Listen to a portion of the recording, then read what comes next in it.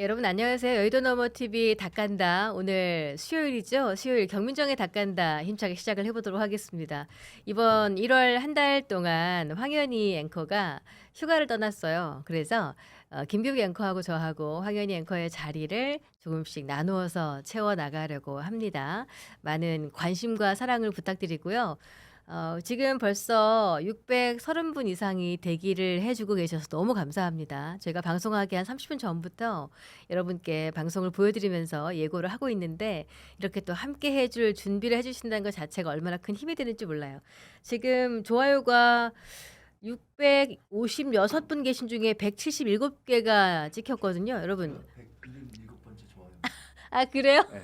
어쩐지 한기가 뿅 올라가더라고 방금.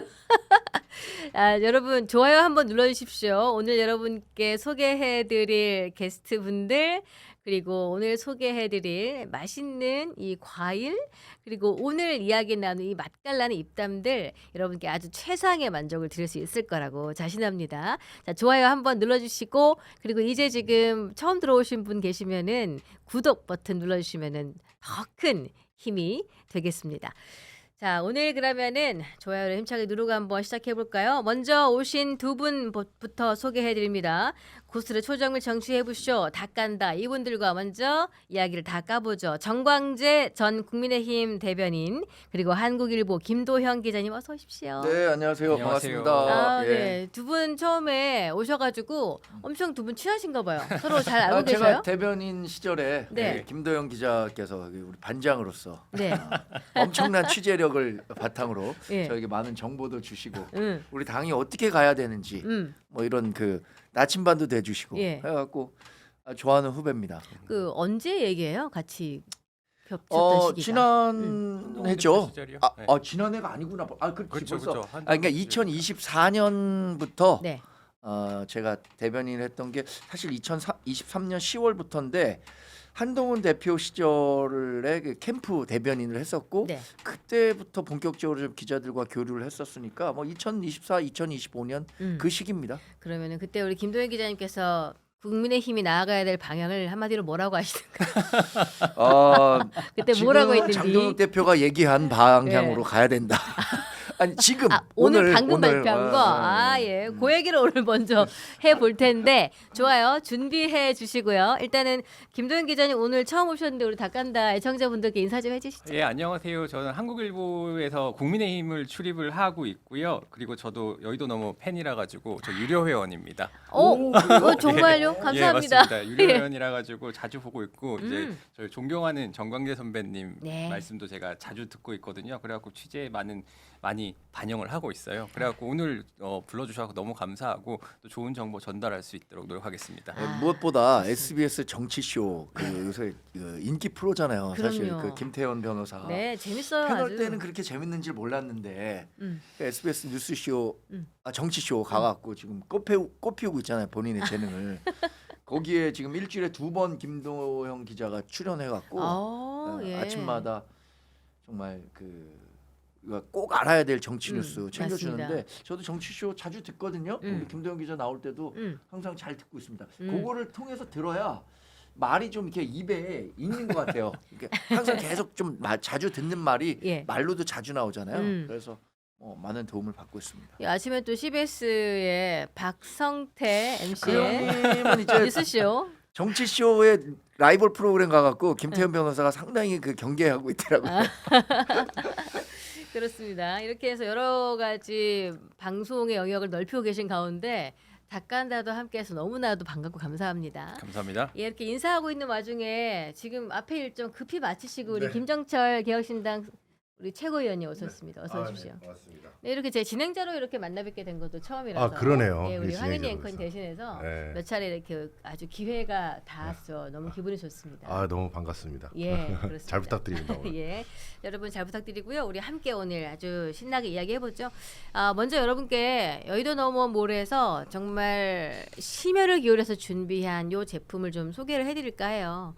이 귤인데 한번 드셔보시겠어요? 세 분 그럴까요? 여기 닭간다에서는 귤도 깝니다. 귤을 사방팔방 좀 귤도 까주시고 깝니다. 이게 귤 이렇게 만져보시면은 팽글 말랑이 공존해. 그렇죠.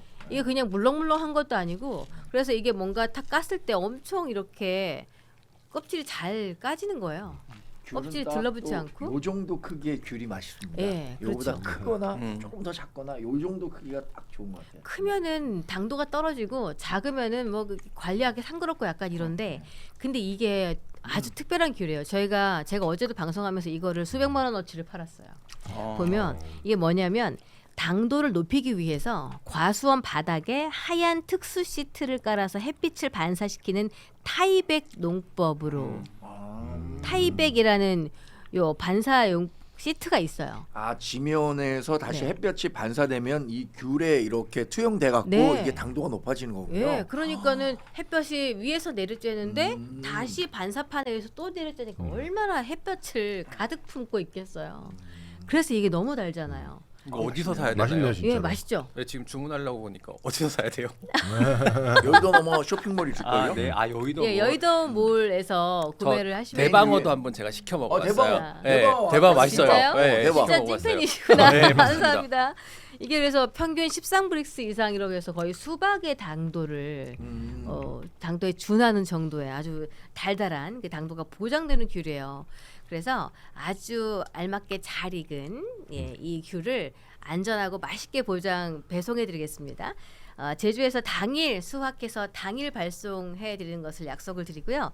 과즙이 살아있는 이 귤 5kg에 무료 배송 25,900원이에요. 5kg 큰 박스 25,900원 선택하셔서 이 겨울에 저도 지금 약간 추운 날씨 때문에 목이 좀 칼칼한데 이 귤 먹으면서 조금 비타민을 보충해야 되겠다는 생각이 듭니다. 저 주문 알고 있습니다. 바로 네, 네이버페이도 되네요. 방송에 집중하세요. 피디님 아, 여기 네. 바로 고정하시죠 고정. 예. 감사합니다. 우리 찐팬 우리 유료 회원이라고 맞습니다. 찐팬 인증까지 해주신 우리 기자님도 함께 해주시고 계시는데요. 인터넷 주문 힘드시거나 대량 주문을 원하시는 분은 이 아래 전화번호 알려드릴게요. 151-5280번 이 번호로 주문을 해주시면 너무나도 친절한 상담원이 여러분의 주문을 상세하게 안내해드리도록 하겠습니다. 자, 그러면은 오늘 아침에 또 10시부터 핫한 일이 있어가지고 자 본격적인 정치 해보시죠 시작을 해보도록 하겠습니다. 좀 전에 장도겸 국민의힘 대표가 쇄신안을 발표했잖아요. 이거를 어떻게 봐야 되는지. 그래서 전반적인 게 이기는 변화. 뭐 그리고 지난 국민의힘이 정책 정당으로 바꾸어야 되고 또 공천 비리 뭐 신고센터 같은 거를 건립해서 그러니까 민주당을 저격하는 듯한 발언을 하기도 하고 여하튼 이거는 윤과의 결별에 준하다고 봐도 되는 건지 요거 좀 어떻게 보셨는지 우리 김도현 기자님부터 좀 말씀 주시겠어요? 일단은 저희 데스크들이 네. 안에서 이거 제목을 어떻게 뽑아야 되나 고민을 많이 하고 있을 것 같은데요. 예. 제 생각에는 그렇게 긍정적인 평가는 안 나올 것 같아요. 어. 일단은 발언을 좀 보면은요. 그 계엄에 대해서 잘못했다라고 얘기했는데 이건 이미 지난 대선이라든가 그때도 계엄은 잘못된 일이라는 일을 국민의힘에서 계속 견지를 해왔어요. 그 굳이 좀 달라진 게 있다고 하면은 잘못과 책임을 국민의힘 안에서 찾겠다라는 표현이거든요. 그러면은 그 전에는 이제 사실은 계엄의 원인을 민주당에 돌리면서 이제 그 계몽령 비슷한 주장을 되풀이를 했었잖아요. 뭐 그런 차원에서 봤을 때는 크게 달라진 건 없다. 그리고 오히려 지금 국민의힘이 사과를 해야 한다면은 그동안 윤어게인을 해왔던 것에 대한 사과가 있어야 되는데 그 부분은 빠졌어요. 뭐 그런 차원에서 봤을 때 아마 언론들은 크게 후한 평가를 내리기는 좀 어려워 보인다. 드라이하게 가거나 아니면 조금 박하게 평가할 것 같다라는 생각이 듭니다. 그럼 좀 형식적인 수준에서 조금 더 발전된 모습 정도밖에는 인지가 안 됐다는 평가를. 그리고 또 여기 들어오기 전에 이제 그 국민의힘 보좌진들이라든가 네. 관계자들이랑 카톡 텔레그램 막 하다가 들어왔는데요. 일단은 왜 이 시점에 1월 7일에 이 얘기를 또 굳이 하느냐 이런 말들을 하더라고요. 만약에 진짜 이 정도 메시지를라면은 사실은 12월 3일 계엄 1주년 했어도 되는 거 아니냐라는 좀 의문도 나오는 것 같아요. 어떻게 보셨어요, 대변인? 뭐 어쨌든 밀려서 하는 사과 성격이 있었다고 봐요. 뭐 김도읍 정책위 의장이 그만두고 사실 어제 주요 시사 프로그램에 나온 그 국민의힘 주요 정치인들의 워딩을 보면 네. 장동혁 대표가 이대로 가면 안 된다. 예를 들어서 주호영, 뭐 또 박정훈 뭐 이런 분들이 다 장동혁 대표 그러다 혼자 남는다. 네. 성일종 의원 포함해서 이런 요지의 이야기를 했거든요. 그러니까 언제까지 본인이 지금 갖고 있는 스탠스를 유지할 수 있을까라는 부분에 대한 고민을 했었던 것이고 원래 1월 8일에 예정됐었던 쇄신 변화안에도 반성보다는 여하튼 자강 쪽에 그 초점을 맞추지 않겠느냐라고 했었는데 오늘 아침에 좀 기류 변화, 그러니까 뭐 본인 페이스북에도 좀 그 믿음 뭐 이기는 믿음인가요? 믿음이 기적을 만듭니다. 뭐 이런 식으로 하면서 변화를 보여줬다는 저는 전 긍정적으로 평가하는데 네. 이게 물 반 차 있는 거랑 비슷한 거잖아요. 어떤 사람은 야 그거 물 반밖에 안 남았더라라고 얘기하는 거고 아직도 야 물 반이나 남았으니까 마실 물이 충분해 이렇게 얘기하는 거랑 같기 때문에 아까 뭐 김도영 기자는 이제 뭐 어떤 저 중립적인 평가를 했는데 저는 그래도 당원의 한 사람으로 네. 이 정도면 진일보했다. 아, 진일보. 아니 뭐 장동혁 대표가 그동안 이런 얘기 안 하다가 네. 그리고 또 윤석열 전 대통령에 대해서 이제 사법부와 역사의 판단에 맡기자 이렇게 얘기했거든요. 그런 얘기도 한 적이 없었어요. 장동혁 대표는. 만족하십니까? 근데 왜 질의응답을 안 했는지를 만족은 한번 보세요. 아니야? 아니, 그러니까 맞아요. 질문을 처음부터 받지 왜? 않겠다라고 했는데 제가 되게 궁금했던 거는 그동안 탄핵은 잘못됐다라는 입장을 계속해서 견지해 왔었는데 여기는 네. 그 부분이 빠져 있어요. 그러면 탄핵에 대한 입장 변화가 있는지 없는지를 기자들이 질문을 해야 되는데 그 부분은 본인이 답하고 싶지 않았던 거죠. 그러니까 질의응답이 없었던 거는 요거보다도 저는 제가 지금 말씀드리는데 진짜 원인이 있다고 봅니다. 기자들이 그럼 한동훈 게시판 문제는 어떻게 되는 거예요? 그런 말이 윤리위원회 나올까 봐. 내일 그 임명장 주고 네. 3명 지금 그만뒀다는데 3명 그러면 추가로 뭐 선임할 겁니까? 요거 그리고 한동훈 전 대표 측에서 반발하고 있는데 이거 어떻게 되는 겁니까? 이 질문 안 하겠습니까? 뭐 제가 기자라도 당장 그 자리에서 할 건데 이런 불편한 질문들에 대해서 지금 답하기가 굉장히 어려웠을 거다. 지금 본인이 지지했던 사람들은 뭐야 윤석열 전 대통령을 사법부의 판단에 맡겨? 역사의 판단에 맡겨? 이제 뭐 절연하겠다는 거야. 이것도 충격일 텐데 네. 장동혁 대표를 지지했던 사람 중에.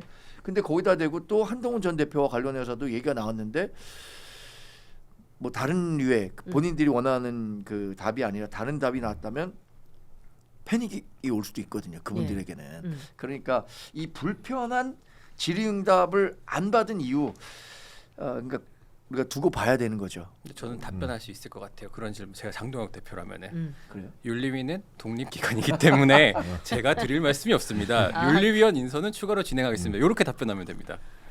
그 한마디만 더 할게요. 트럼프 미국 대통령이 맨날 하는 질문에 대한 답이 뭐냐면 wait and see입니다. wait and see. 두고 보자. 근데 장동혁 대표가 이렇게 말하는 거 정말 좋아요. 예. 아니, 말은 얼마든지 할 수 있죠. 뭐 야 윤석열 뭐 미래로 가자.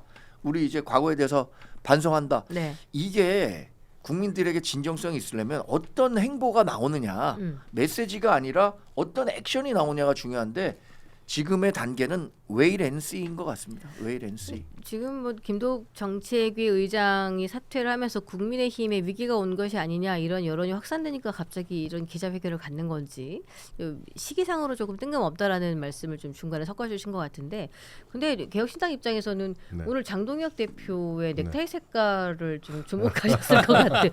그거 무슨 갑자기 의미예요? 오렌지로 오렌지 계열에 무늬가 이렇게 좀 들어가 있는데 네. 이게 정치인들이 메시지 하나 그리고 어떤 스타일 하나에 굉장한 메시지를 네. 주는 게 있잖아요. 네네. 어떻게 보셨어요? 저는 그게 이제 뭔가 지금의 어떤 빨간색, 네. 이 강한 빨간색을 벗어나 보겠다라는 뭐 그런 표현으로 상징적으로 보여지긴 하는데, 네. 근데 이제 제가 이걸 문제 삼는 이유는 여기에 진정한 반성이 없습니다. 그러니까 뭐냐면 본인들이 해온 지금까지의 행보나 그 정당이 걸어온 추구해왔던 방향성 자체에 대한 잘못 이것을 처절히 반성하는 게 아니고 그 워딩을 보면 잘못된 수단이었다는 거예요. 비상계엄은 잘못된 수단이었다. 네. 그러니까 방법을 사과하고 있는 겁니다. 네. 그러니까 본질은 사과하지 않고 이것은 잘못된 수단이다. 그 수단을 선택한 것이 잘못된 거고 그거에 대한 반성을 하겠다. 이러한 잘못을 되풀이하지 않겠다. 이렇게 지금 얘기하고 있기 때문에 사실은 사안의 본질을 비껴나가고 있는 거죠. 네. 약간 어떻게 보면 국민들을 속이는 거라고 볼 수도 있습니다. 제 생각은요. 그러니까 국민들에게 사과하는 것처럼 보이는 워딩을 넣었지만 네. 안에 있는 위에 있는 내용의 전반적인 내용을 종합해 보면 그렇지 않다는 거죠. 그러니까 이 점에서 저는 문제를 삼고 싶은 거예요. 아, 너무 박한 평가인데. 지금 보니까 최쫙대기님이 광재야 너도 후딱 한 바에서 탈출해야지 이런 아, 뭐 그런 조언이 올라오고 있습니다. 댓글까지 읽어주십니까? 저도 다 보고 있어요. 진심 어린 조언인 것 같아서 그러면은 우리 정광재 대변인 보시기에는 장동혁 대표의 오늘 쇄신안 요게 6월 지방선거의 승리로 연결이 될 수 있을까? 야, 일단 저에게 그 하셨던 고언에 대해서 제가 좀 설명을 드리면 네. 전 한 바가 아닙니다. 그럼 그 중도 외연 확장을 그 희망하는 국민의힘 내의 정치 신인이죠. 혁신계. 혁신 쇄신파. 예. 지난번 김근식 위원장도 그 얘기를 했었는데 제가 이게 2년 전에 우리 당에 들어왔을 때 그때부터 생각한 것은 우리 정당이 이렇게 강성 지지자들의 요구에만 매달렸다가는 네. 대선 못 이기고 총선도 못 이긴다. 수도권에서 정치하려고 하는 저 같은 사람에겐 그건 생존의 문제다라고 생각했기 때문에 중도 외연 확장을 지속적으로 얘기했었던 거고 그 메시지와 가장 부합하는 현실 정치에서의 영향력이 있는 사람이 한동훈 전 대표였던 거죠. 지금도 한동훈 전 대표라고 보고 네.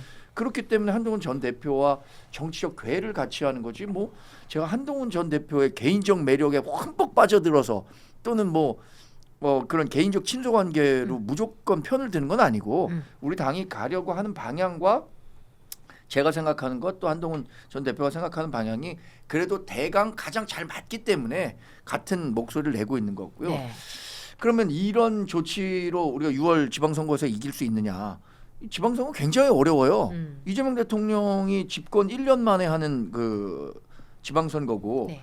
앞으로 남은 기간 동안에 이재명 대통령이 쓸 수 있는 카드가 무궁무진할 겁니다. 네. 2018년에 6월 1일 지방선거인데 5월 30일인가 트럼프 미국 대통령하고 김정은하고 싱가포르에서 회담했어요.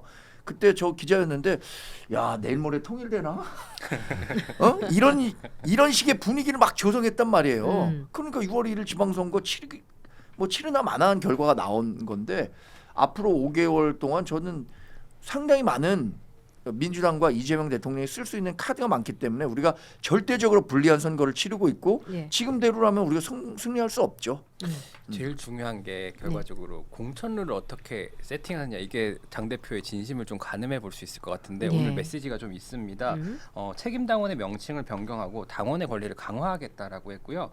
지선 공천의 룰을 이기는 룰로 바꾸겠다라고 했어요. 근데 이기는 룰이 뭔지는 정확하게 설명을 안 했는데 경선을 원칙으로 하되 이기는 선거가 되도록 지역과 대상에 따라 당심 반영 비율을 조정하겠다라고 했거든요. 전 여기에 내포된 게 당심을 강화하되 조금 이제 수도권 같은 지역은 그 강화의 비율을 조금 낮추겠다. 약간 이런 맥락이 아닌가 좀 생각이 되거든요. 예. 그럴 경우에는 중도 확장성을 갖춘 저희 정광재 선배님 같은 분이 상당히 어려움을 겪으실 수밖에 없다라는 생각이 좀 들어가지고 그런 것들이 이제 추후에 진행되는 어떤 국민의힘의 로드맵을 보면서 좀 판단해야 될 것 같아요.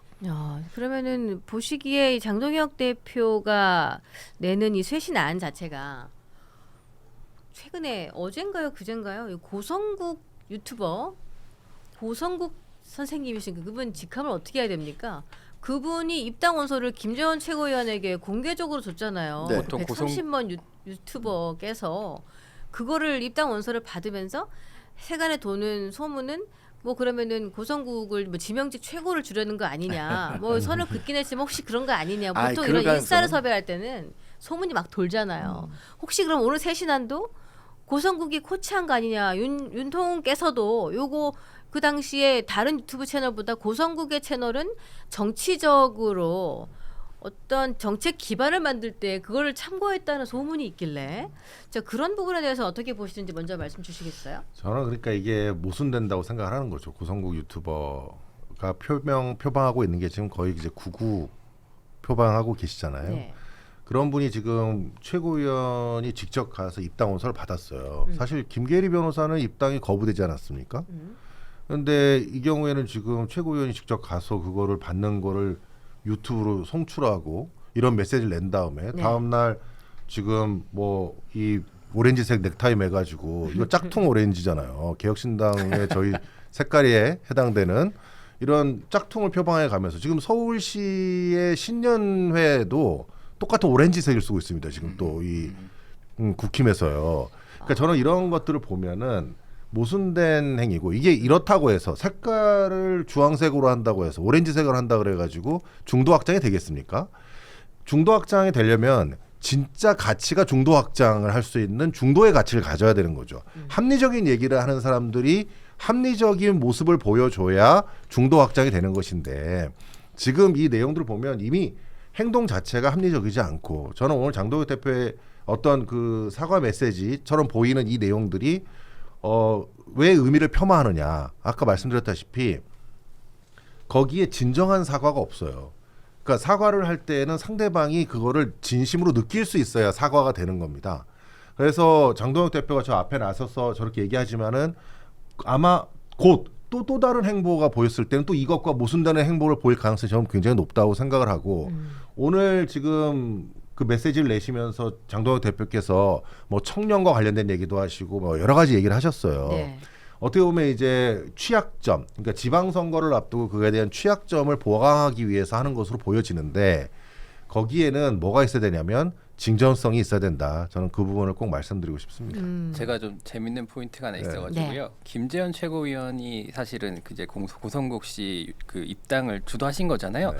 근데 오늘 김재현 최고위원 아침에 그 정치쇼에 출연을 하셨는데 거기서 이제 장동혁 대표 기자회견이 알려지기 전이에요. 그래갖고 이제 그 앵커가 장동혁 대표 기자회견 뭐 내용을 공유했느냐라고 물어보니까 오늘 정도 공유하는 시간이 있지 않을까라고 답변을 했고 내일인데 아직도 공유 안 했느냐 그러니까 뭐 그런 것들은 할 거라고 했는데 이 말인즉슨 김재현 최고위원이 장동혁 대표가 오늘 기자회견을 한다라는 것 자체를 모르고 있었던 거예요. 그럴 가능성이 그 얘기는 뭐냐면은 장동혁 대표와 김재현 최고위원 사이에 어떤 종류의 교감은 없어 보이고 그런 맥락에서 고성국 씨 입당을 과연 장동혁 대표의 의중까지 포함이 됐을 것인가라는 점은 조금 더 지켜봐야 될 것 같아요. 어쨌든 뭐 들어오겠다는 사람을 뭐 못 들어오게 할 수는 없는 거잖아요. 근데 아까 말씀하신 것처럼 김계리 변호사는 막아놓고 김재원 최고가 그리고 고성국 유튜버 되시는 이분 대표라고 그러나요? 이분은 보통 어떤 저희는 직업으로 교수라고 많이 하시더라고요. 누구? 국민의힘은 교수? 네, 고성국 교수 이렇게 대표 이랬지 뭐, 않나? 아 그렇죠. 그래요? 예, 여기 유튜버 회사 고성국 하니까. 예, 고성국 대표 되시는 분을 딱 맞아들 때는 130만 유튜버 이주 크잖아요. 그리고 영향력이 있어 버려요. 인싸란 말이야. 근데 맞습니다. 이거를 나 혼자 가가지고 그냥 입당 원서를 이렇게 공개적으로 받는데 약간 상식적으로 안 맞아서 그쵸? 그래서 이거 뭐 얘기가 된 거 아니야? 이 역할 생각을 분담이 있었을 수는 있을 것 같아요. 예. 이건 김재현 최고가 이걸 하시고 이거는 저는 또 제대로 가겠다라고 했을 수도 있을 건 같아요. 근데 그 김재현 최고가 오늘 그 장동혁 대표가 기습 이렇게 변화와 쇄신 기자회견을 할지 몰랐던 건 확실한 것 같고 네. 전 김재원 최고가 하는 이야기를 과연 장동혁 대표가 얼마나 귀 기울여 듣나 이런 부분은 좀 의문인데요. 그러니까 뭐 최고위원으로서 최고위원회 하고 뭐 이런저런 의견을 들을 수는 있겠지만 그것이 자기가 의사 결정을 하는 데 있어서 결정적인 영향을 줄 것 같지는 않아요. 네. 그리고 김재현 대표가 오늘 뭐 그런 얘기 했더라고요. 고성국 대표를 최고위원 시키려고 하는 거 아니냐. 고성국 최고위원 시키려고 하는 것에 대해서는 김재현 대표도 아예 그렇게 하겠습니까? 라고 얘기했고 오늘 이런 쇄신안을 발표했는데 고성국 카드는 이제 말이 안 된다라고 보는 게 합리적일 것 같습니다. 근데 만약에 실제로 뭔가 교감하에 진행된 거라면 이게 되게 대단한 시그널이 될 수도 있는 게 이게 제가 취재한 내용에 따르면은 어쨌든 그 고성국 씨가 앞서서 그 영남 30석 공천권 줘야 된다 지방자치단 이런 주장을 하셨잖아요. 이제 네. 그 누구냐 그 자유통일당 뭐 우리공화당 이런 정당들의 근데 사실은 지난 대선 때 이미 당 지도부의 몇몇 인사들이 자유통일당, 우리공화당과 합당을 하자라는 주장을 했던 걸로 제가 취재를 했었거든요. 네. 근데 뒤에 취재한 거라고 굳이 기사가 되지 않을 것 같아서 안 썼는데, 근데 그 중에 그런 주장을 했던 분 중에 하나가 김재원 최고위원으로 알고 있어요. 그러면은 지방선거를 앞두고 정말 우리공화당, 자유통일당 이런 당과 합당까지 추진할 수 있을 것인가? 그럼 공성국시를 어떻게 쓰느냐에 또 달린 것 같아요.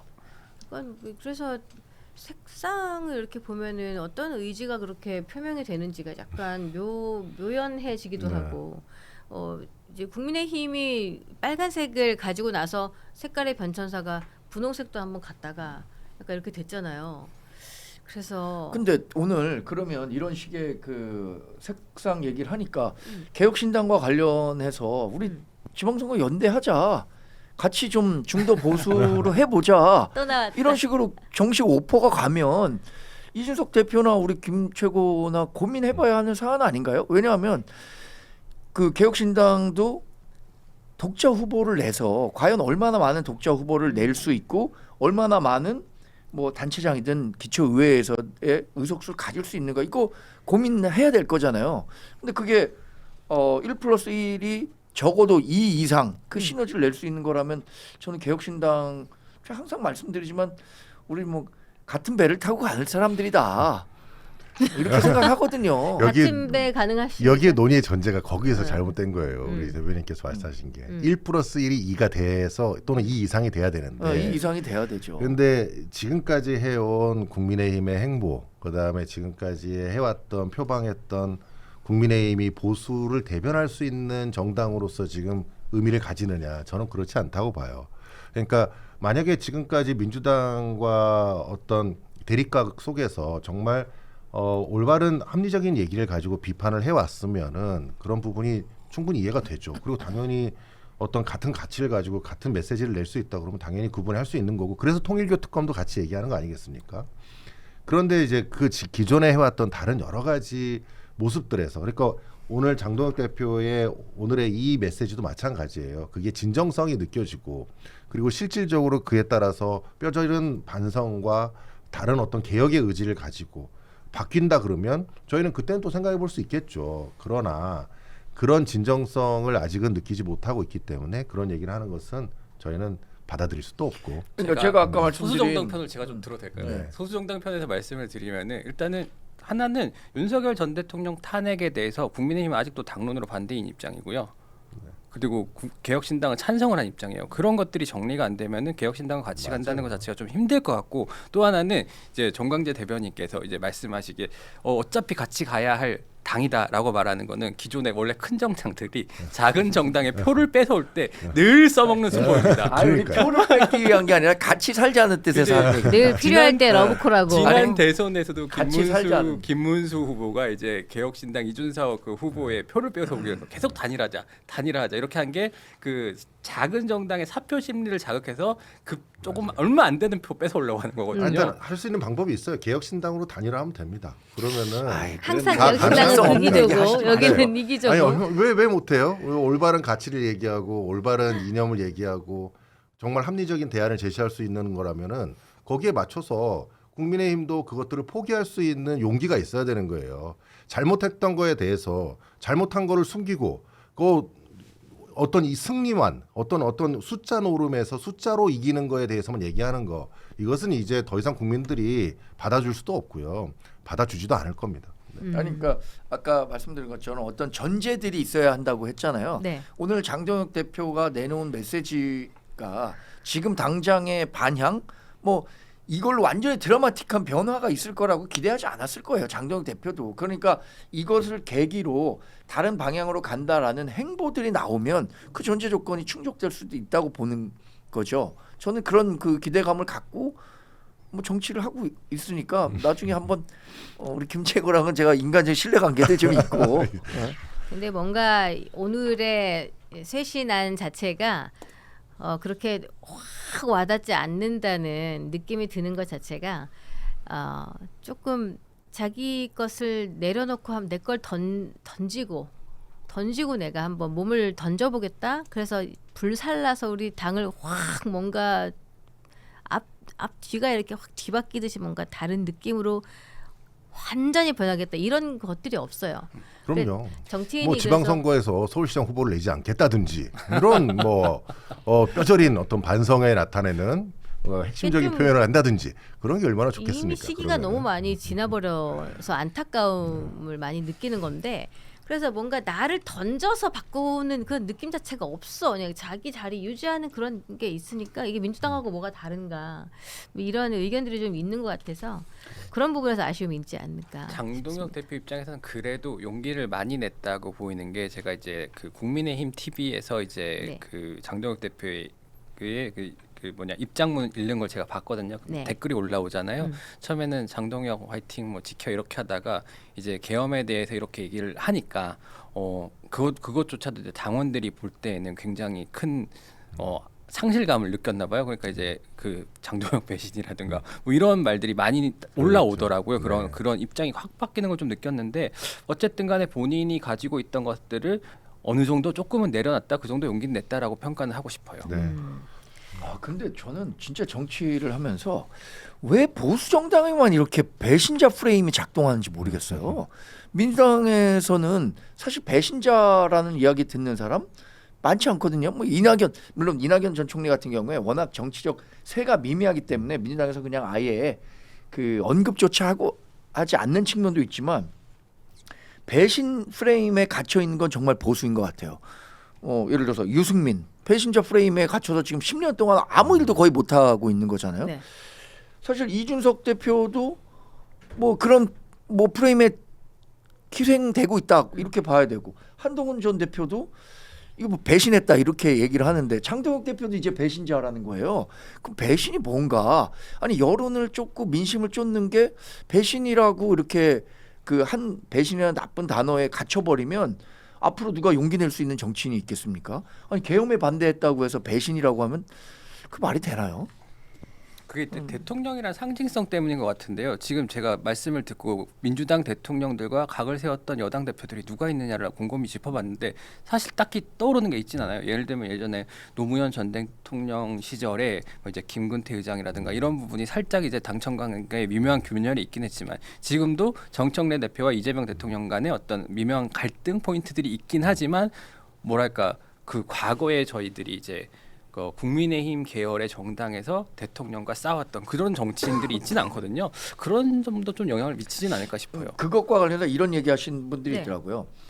보수 정당에서는 박근혜 정권, 윤석열 정권 이렇게 그 대통령 중심으로 가려고 하는 반면에 민주당은 그냥 이재명 정부 또는 민주당 정권 이렇게 얘기한다는 거예요. 그러니까 하이어라키의 그 철학적 관점이 다른 거죠. 그러니까 민주당은 우리가 키운 사람이 대통령이 된 거다 이렇게 보는 거고 우리는 대통령 중심으로 뭉치려고 하는 거고 이러다 보니까 대통령 개인에 대한 의존도가 커서 그 사람에게 반대되는 얘기를 하면 그냥 배신자 이렇게 가는 것 같아서 그게 좀 아쉽습니다.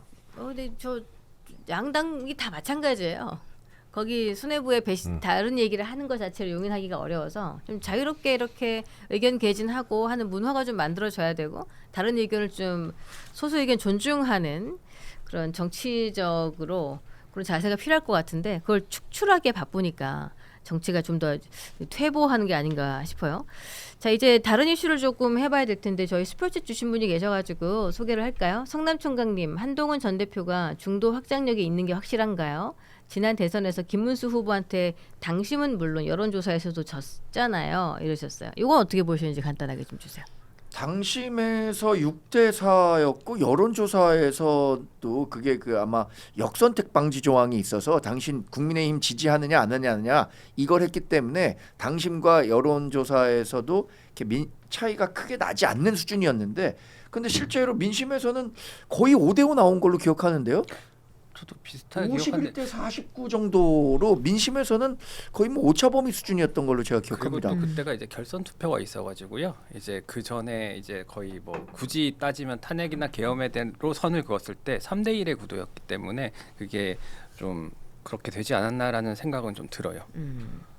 그렇네요. 좋습니다. 그리고 또 슈퍼챗 주신 분이 계세요. 김미혜님 1만 원, 전영환님 5만 원 후원. 예, 고맙습니다. 그리고 저희 지금 1,500분 넘게 들어와 계시거든요. 좋아요 한 번씩 눌러주십시오. 좋아요가 636개예요. 좋아요 눌러주시면은 감사하겠습니다. 다른 이슈 한번 가볼게요. 자, 우리 김병기 전 원내대표 이야기를 좀 해볼까요? 우리 줄줄이 의혹이 막 쏟아져 나오고 있는데 이거 제명까지 얼마나 남아 있는 것인가? 당에서는 어떤 차원에서 검토를 하고 있는지 이런 것도 조금 궁금해지고 있고요.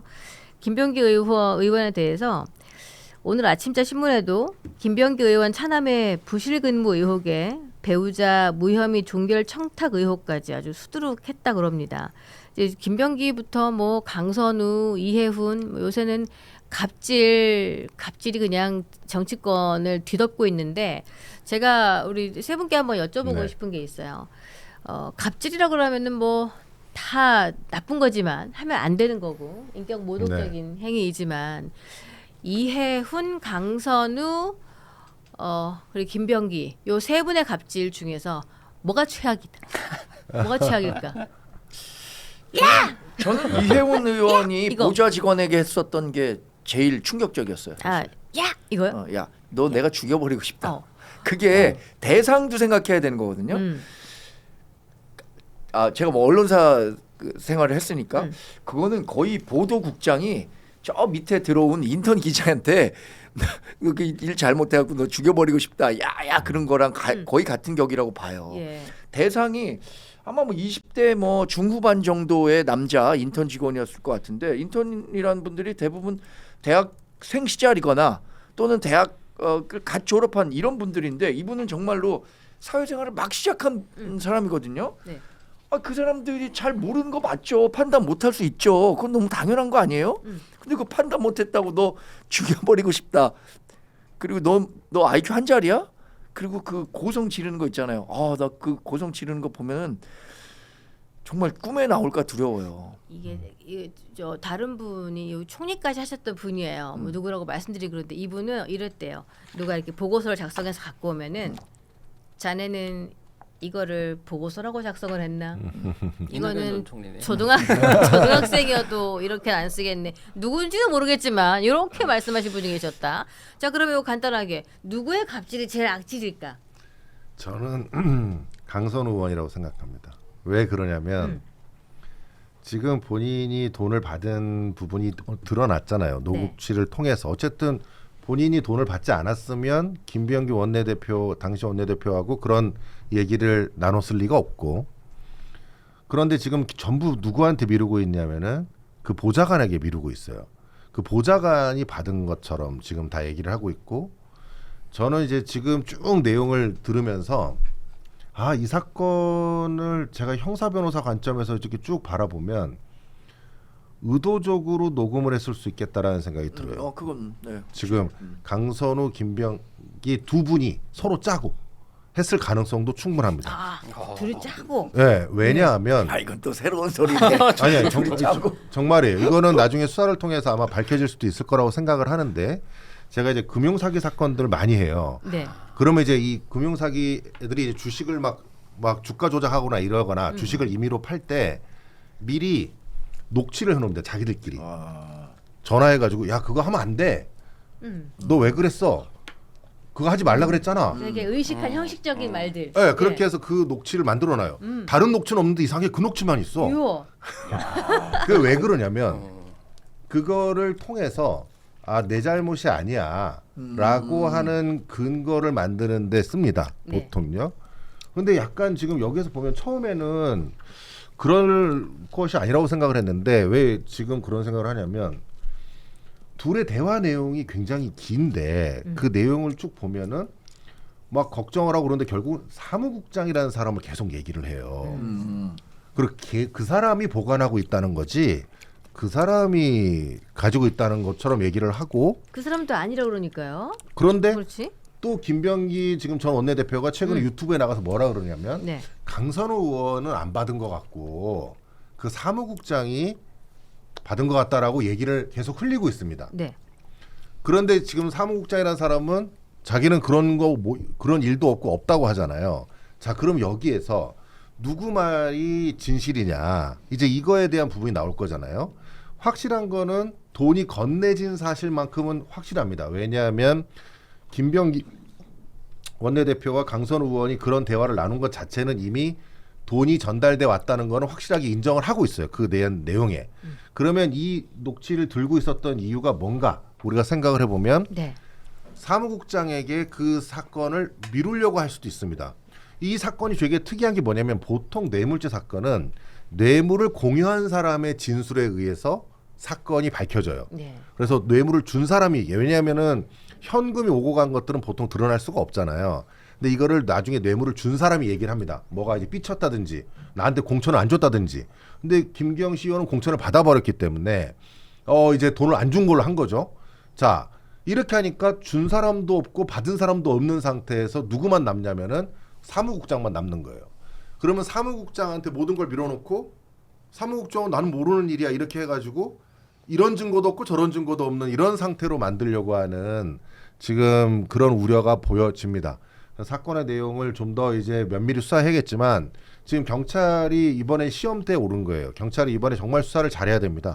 이거 제대로 수사 안 하면은 경찰의 신뢰성이 무너지게 되면서 경찰의 존립도 굉장히 위태로울 수 있습니다. 아, 그렇죠. 여러 가지 악질 중에 악질을 이제 강선우 의원 쪽에 갑질을 뽑았는데 우리 기자님은 어떻게 보셨어요? 저는 개인적으로 이해훈 후보자의 갑질 대상자와 알고 지낸 사이거든요. 아, 네, 그 대상자, 인턴 직원이랑 아, 오래 진짜요? 전부터 알고 지내던 지금도 사이예요. 국회 언저리에 계시죠? 아니요. 그 국회는 떠났습니다. 예전부터 국회 이걸 떠나고. 알고 계셨어요? 예, 저는 한 2016년 그때부터 야야 이렇게 한 거 알고 계셨어요? 예, 알고 있었어요. 진짜요. 예, 가슴이 예. 아프셨겠다.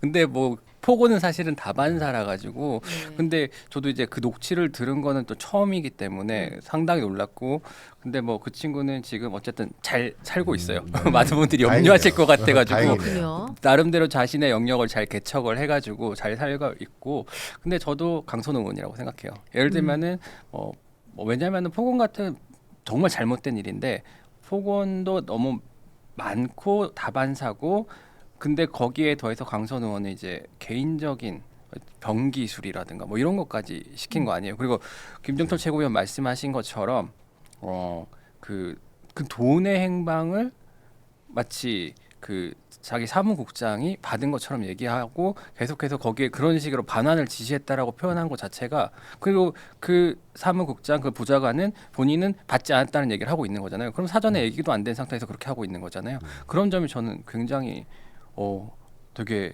그리고 피의자로 조사를 받았잖아요. 심지어. 네. 예. 근데 이해훈 갑질 당사자는 피의자 조사는 안 받을 거 아니에요.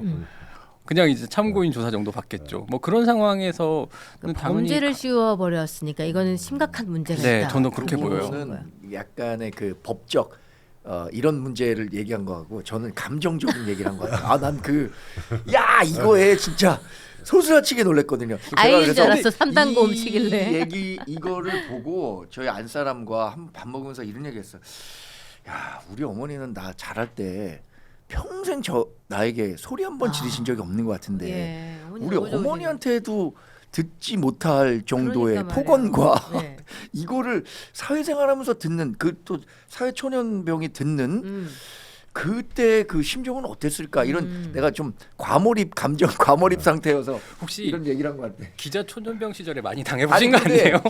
기자 초년병이라고 하더라도 그때 또 야만의 시대라 그러더라도 그쵸, 엄청 그 야만의- 정도는 아니었어요. 아, 정말요? 그 정도는 그러면은 이런 그 정도는 아니었어요. 세 뭐 분이 과거에 뭐 이런 얘기는 있었지 뭐 야 내가 했을 때 뭐 원고지 써갔더니 뭐 창문 밖으로 던져갖고 그걸 주워와갖고 다시 고치고 뭐 이런 그 전설적인 선배들의 얘기는 네. 들었지만 뭐 우리 때는 그 정도는 아니었죠. 일을 그러면은- 잘하셔서 그런 것 같아요. 지금 말씀하신 부분에서 김병기 의원은 쏙 빠져 있어요. 그러면은 뭐 강선우, 이해훈 이거 다 지목했었는데 그러면은 김병기 의원이 지금 이렇게 버틸 수 있는 것도 이런 뭐 악질 난 그런 악질 아니다. 나는 결백하다.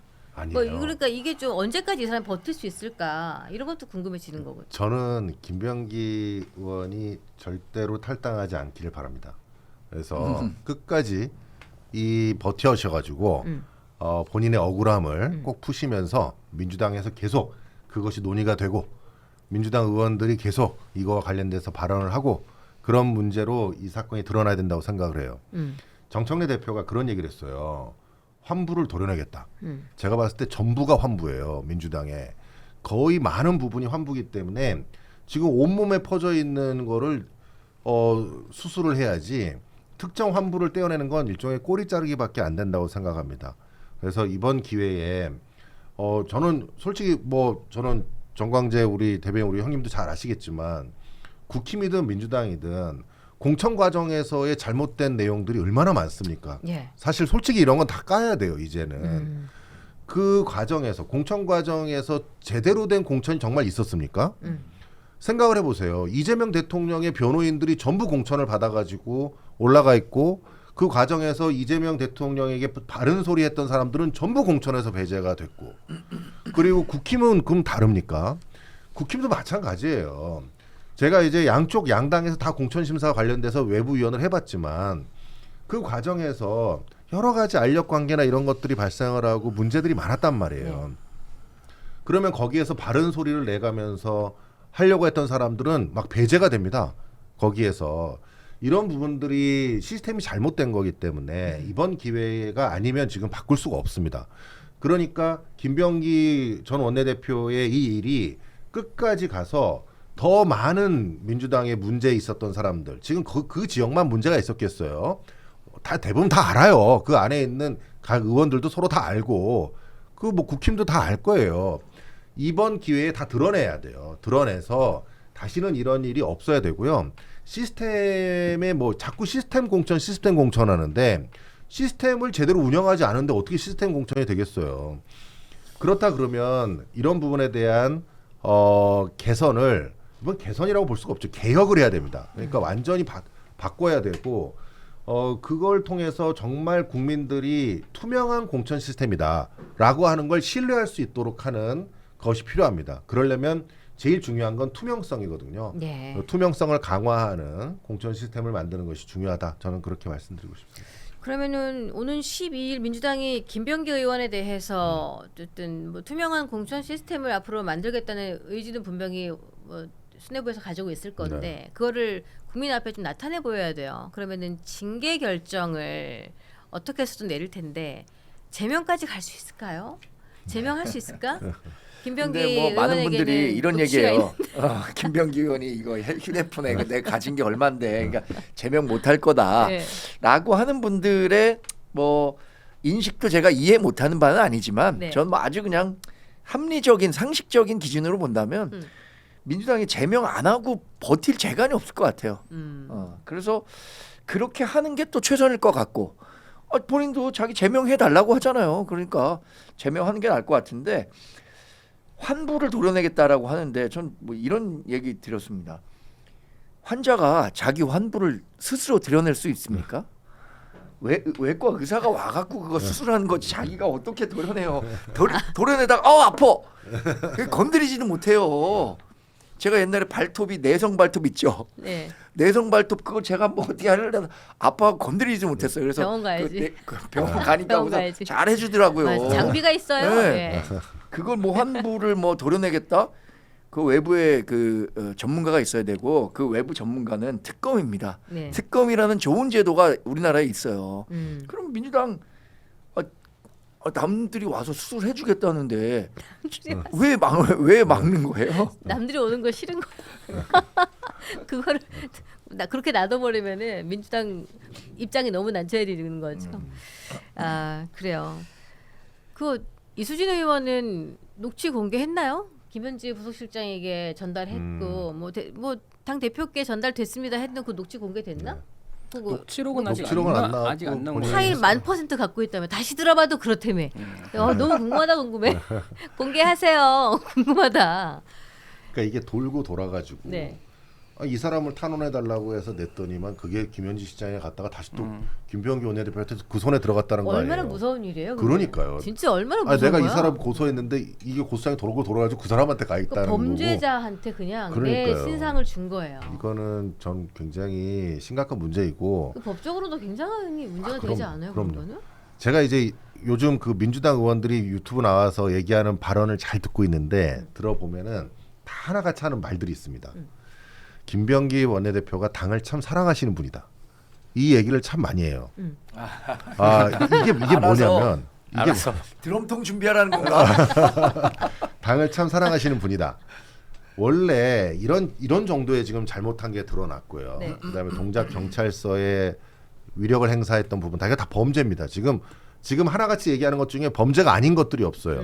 뭐 부의장 법인카드 관련된 거나 뭐 이런 거 다 범죄입니다. 지금 이런 불법이 이루어졌고 공천 과정에 문제가 있는 게 드러났고 이러면은 정말 당에서 그 사람에 대해서 어떻게 우리 당에서 당신이 이럴 수가 있어. 원내대표나 했던 사람이 어떻게 그렇지. 이럴 수가 있어.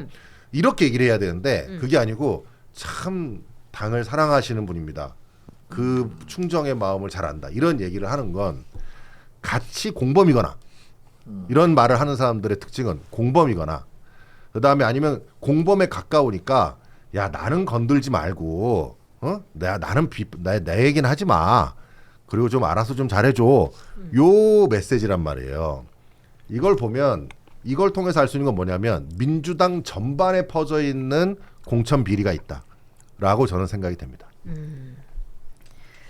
자, 여러 가지 골물대로 골마 있는 정치권에 그래서 뭐 정치 개혁 그리고 선거 제도 개혁 그래서 투명성을 유지할 수 있는 전반적인 지금 또 정치 개혁의 타이밍이 왔지 않나. 네, 맞습니다. 그런 거를 뭐 서로 자기 입장 내세우기만 이제 급급하신데 그런 것들을 좀 서로 조율해서 잘하는 모습을 좀 여야 불문 보여줬으면 좋겠습니다.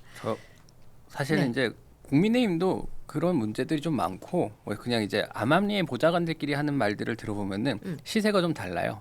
민주당이 좀 세고요. 국민의힘이 조금 약하고요. 그다음에 개혁신당은 뭐 아마 없을 겁니다. 왜냐하면 당선 가능성이 작으니까. 공천 대가. 네, 공천 대가 헌금. 이제 이게 뭔가 확인이 되는 건 아닌데 그래도 뭐 암암리에 뭐 얼마라더라라는 식의 이제 말들이 오가잖아요. 사실 공천 헌금이라는 거는 두 사람만 입 닫고 있으면 절대 모르는 거라서. 네. 뭐 지금처럼 되게 이례적인 방식으로 이렇게 공개가 되지 않는 이상은 모르는 거라서 아마 드러난 것보다 훨씬 더 많을 거라고 짐작이 되고요. 그거는 뭐 단순히 그건 민주당만의 문제라기보다는 우리 정치권 전반의 문제인 것 같아요. 그래서 저는 뭐 지방선거 공천권 포기한다 뭐 이 정도 개혁안들이 나와야 되는 거 아닌가라는 생각이 듭니다. 그러니까 이게 특정 지역에서 특정 정당의 공천을 받으면 무조건 당선이다. 네. 그죠? 그 확정적인 거잖아요. 그리고 지방으로 가면 중앙에서의 감시의 눈이 멀어지잖아요. 그리고 그 안에서의 짬짬이들이 굉장히 많단 말이에요. 네. 지역 언론과 뭐 지역 단체장과 뭐 이런 것들. 그러니까 본인이 단체장이 되는 순간 근데 놀랍게도 예를 들어서 뭐 군단위 그런데 예산이 6, 7천억 기본입니다. 연간 예산이 6, 7천억 그렇죠. 기본이에요. 네. 그러면 주무를 수 있는 게 굉장히 많거든요. 맞지. 그러니까 단체장 되겠다고 생각하는 사람들이 그런 유혹에 안 넘어갈 수가 없고 정말 뭐 재밌는 얘기로 이렇게 얘기 들었어요. 현역 의원이 공천이 발표되는 날 오후 2시에 똑같이 한 2명의 후보에게 예를 들어서 그냥 하는 말입니다. 한 3억씩 받고 그 떨어지는 사람만 전화를 해갖고 그날 2시에 보자 이렇게 얘기를 하고 그러니까 공천을 받은 사람 건 인마이 포켓 떨어진 사람 건 야 내가 이렇게 얼른 돌려줘. 내가 이렇게 노력했는데 진짜 안 되겠더라 미안하다 돌려주고 그러면 이제 준 사람은 공천 받아서 그건 뭐 내가 이제 저 입장료 낸 거라고 생각하는 거고 진짜 이득이네요. 떨어진 사람 공천 못 받은 사람은 돌려받았으니까 얘가 열심히 노력했는데도 내가 안 됐구나 이렇게 생각하고 안 누구도 들어주면 모르는 또 찌르러 가고. 그러니까 기자회견. 이제 약속을 사실 똑같이 2명에게 해놓고 공천 못 받은 사람만 만나는 거예요. 이렇다는 얘기를 제가 들은 게 있는데 사실인지 모르겠습니다. 아니 근데 그럴듯하죠. 김경 서울시의원 같은 경우에도 사실 저희가 드러난 녹취록을 추론해 보건데 강선우 의원이 돌려주려고 했지만 안 받으면 어떻게 하냐 이런 얘기가 나온 거 아니에요. 안 받으면 뭐 본인이 뭐 기자회견을 하든 뭐 폭로를 하겠다는 취지로 했기 때문에 기존의 정치 통념상으로는 일어나지 않는 일들이 발생한 거고 그게 그렇게 커진 거잖아요. 네. 저는 김경시 의원이 저도 뭐 지방 의원 경험을 좀 해봤는데 이거는 뭐 방송상에서 이제 속어를 좀 쓰자면은 너무 쪽팔린 거야. 이 사람이 저는 제일 악질로 보여요.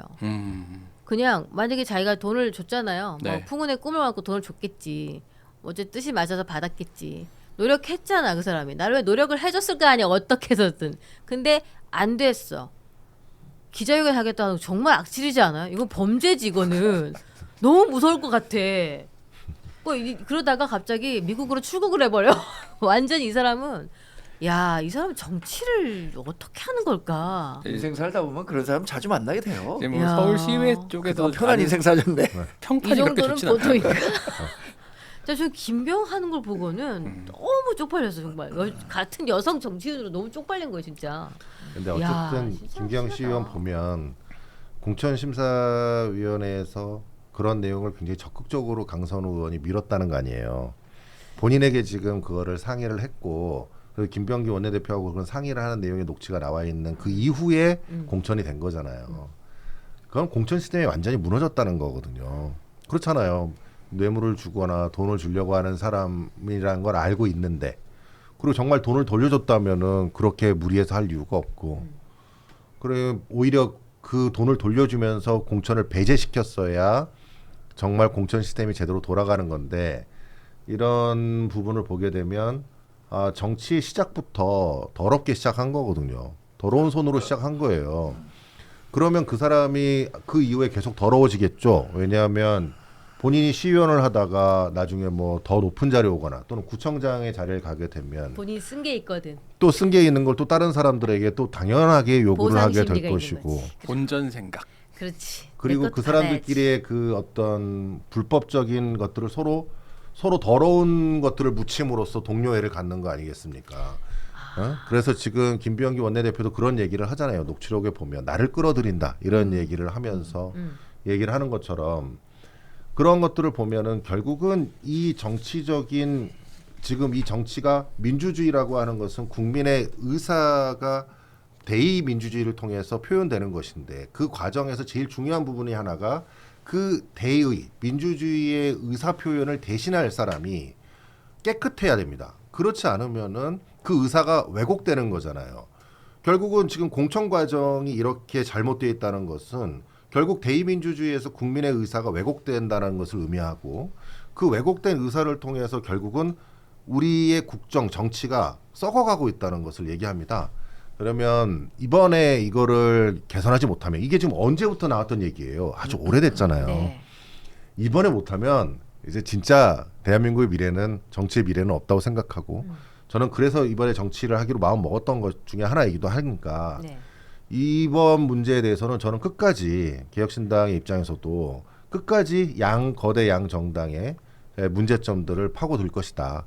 그리고 그 문제를 정말 집요하게 지적할 것이다. 이렇게 말씀드리고 싶습니다. 그래요. 도시가치님 10,000원 주시면서 정치인들 갑질, 매관 매수 하루 이틀 문제 아니죠. 양당 보더라도 그러니까 이번에 뭐 이 세 사람의 이슈는 반드시 바로 잡아서 다시는 정치 못하게 해야 된다.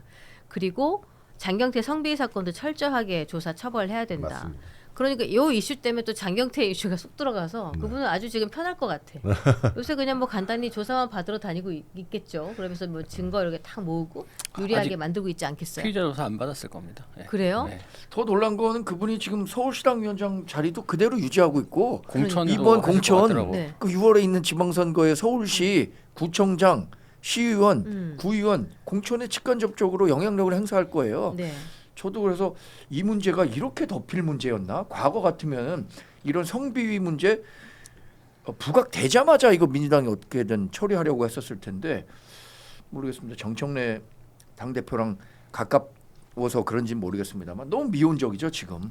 그래서 뭐 일각에서는 민주당의 판단 기준이 바뀌었나. 예전에는 미투 이런 게 굉장히 민감했잖아요. 그걸로 인해서 낙마하고 또 뭐 불미스러운 일로 가신 분도 계시고 이런 일들이 참 여러 건이 있었는데 그거에 비해서 이 강선우 의원이 받은 1억이 더 커지니까 돈이 더 큰 문제인가? 뭐 이런 식으로 좀 치부가 되는 이게 공천 경향이 기준에 있어요. 공천 기준을 정하지 않습니까?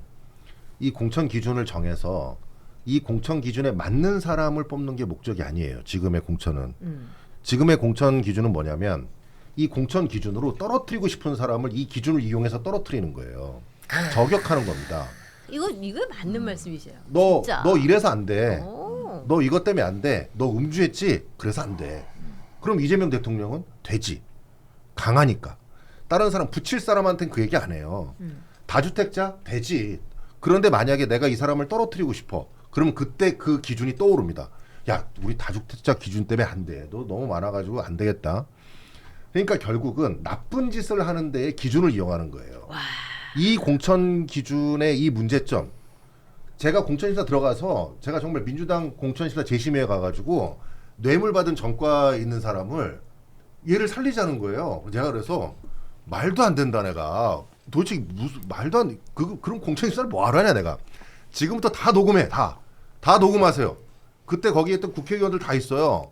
제가 거기에 다 녹음하라 그랬어. 왜 녹음도 안 하고 회의록 남겨놓으셔라. 그러고 나 나중에 사퇴했어. 나 이제 이건 못한다고 조국 사퇴하면서. 네. 거기에 그런 공천 기준이 누구를 떨어뜨릴 때 쓴다는 거예요. 그 기준에 부합하는 정말 국민들에게 내놓아도 부끄럽지 않은 사람을 뽑기 위해 만든 기준이 아니라는 것이 가장 큰 문제입니다. 그리고 때로는 그 기준을 누구를 보호하기 위해 또 바꾸죠. 네. 아, 방금 진짜 뭐 허를 찌르는 말씀이신데 이거 쇼츠감인데? 그렇지? 그 맞아. 얘기하니까 제가 네. 최근에 읽은 책 중에 네. 이게 있어요. 책을 참 많이 보시는 것 아, 같아요. 이게 있습니다. 지옥에 있는 간 사람들과 천국에 간 사람들과 야구 시합을 하기로 했다는 거예요. 예. 그러면 야, 천국에 간 사람들이 당연히 이길 거다라고 했잖아요. 야, 우리 야구 잘하는 사람들 죄 지은 사람도 없고 해갖고 했다 그랬더니 근데 지옥에는 심판들이 많아. 그러더라고. 그 심판들이 어떤 기준을 만드냐에 따라서 그 경기가 기준이 완전히 일률적이지 바뀌잖아요. 지옥은 심판들로 가득 차 있다 그랬는데 그렇게 기준이 막 바뀌게 되면 뭐 그런 부작용이 발생하는 거죠. 맞아요. 이렇게 좋은 말씀 해주시는 가운데 서동욱님이 5천 원 주시면서 광재야 개혁신당 지지율 10% 넘으면 그냥 넘어오죠. 여기서 개혁하자. 10% 넘어오면 저한테 얘기해 주십시오. 엄청- 10% 넘기. 대변인 사랑하는 분들이 많이 계시는 것 같아요. 예, 뭐 땡겨 오려고 노력을 많이 하고. 충분히 오실 수 있는 분이니까요. 합리적이시고. 그렇죠. 가질 수 있어요? 합리적인 사고를 가지고 있는 분이라면은 언제든지 환영한다는 그럼요. 말씀을 해주고 계십니다. 지지율 10% 넘으면 저한테 카톡 좀 주세요. 알겠습니다. 곧 연락 드릴 것 같은데. 아니 이 말씀은 니들이 언제 넘겠니? 이 말씀인 것 같은데 어떻게 보십니까? 아유, 뭐. 넘을 수가 있겠냐 이렇게 말씀하시는 것 저는 같아요. 확신 아니 안. 우리가 합하는 순간 40% 넘습니다. 그래, 요 정도 사고 방식이면 합쳐질 수 있을 것 같은데 요 아닌 사고 것 같아요. 방식이 줄이면 아니어가지고 요 사고 방식이 줄이면 좋을 텐데. 저는 이제 국민들이 이제 인식할 시점이 다가왔다고 생각을 하고 이제는 정말 정치가 바뀌어야 되고 합리적인 선택을 하실 시대가 왔다고 생각을 해요. 그게 지금 시대의 흐름이라고 생각하고 그 시대의 큰 흐름 속에서 네. 개혁신당이 지지율뿐만 아니라 여러 가지 지방선거에서 큰 성과를 이룰 것이다. 저는 확신하고 있습니다. 그래요. 요거 오늘 이제 마칠 시간 다 됐는데 그냥 한마디로 요거 정리해 보겠습니다. 이해훈 낙마 할까 안 할까? 하나, 둘, 셋. 낙마. 한다. 네. 낙마. 잠깐 한다 안 한다. 시작. 한다. 진짜. 쉽지 않아 보여. 자진 낙마 할까? 아이 지명 현지 철회할까? 누나가 전화하지 무슨 자진 낙마예요. 그 현지 누나가 아니 자진 사퇴하라고 전화를 그러니까 할 수 현지 있다. 누나가 전화해서 사퇴하면은 자진 낙마입니까? 그 뭐 타율 낙마입니까? 현지 누나 전화 이렇게 하는 거. 언니, 내가 언니 쓸랬는데 어이, 언니 안 미쳤네. 되겠어. 언니 힘들겠어. 이렇게 하면은 자진 그럼 지명 철회로 간다. 못 견디고. 아니 짧게 가자. 아니 다 됐어요 마칠 때가. 형식은 자진 낙마죠. 네. 아예 제가 국정에 부담 될 것 같아서 그만둔다 이런 식으로 가겠지만 그 이면에는 녹취가 있겠죠. 현지 누나. 야, 언니. 근데 김현지 씨가 이혜훈 후보자한테 언니 뭐야 할 정도의 네. 그 관계는 아니죠. 왜냐면 서로 다른 진영에서 있어서 아마 일면식도 없고 전화번호도 없겠지만 그 김현지 누나가 어디서 구해 오겠죠 전화번호는. 전화하겠죠. 그 지령에 의해서 낙마한다. 그래요. 이 결과 언제쯤 나오는 거예요? 이분 낙마 여분. 일단은 청문회까지는 무난하게 갈 것 같아가지고요. 예. 근데 청문회 일정이 아직 잡혔나? 안 잡혔어요. 네. 안 잡혔고 제가 생각에 지금 이재명 대통령이 중국 가갖고 바빠. 네. 그리고 이런 거 신경 써고 중국에서 그냥 뭐 전화하고 뭐 이러기는 어렵기 때문에 가만히 있는데 한국 예. 들어오면은 한 주말쯤 이렇게 고민하다가 야 안 되겠는데 이거 도대체 이렇게 현지야 해결해라. 블랙 요원이 거기 있었네.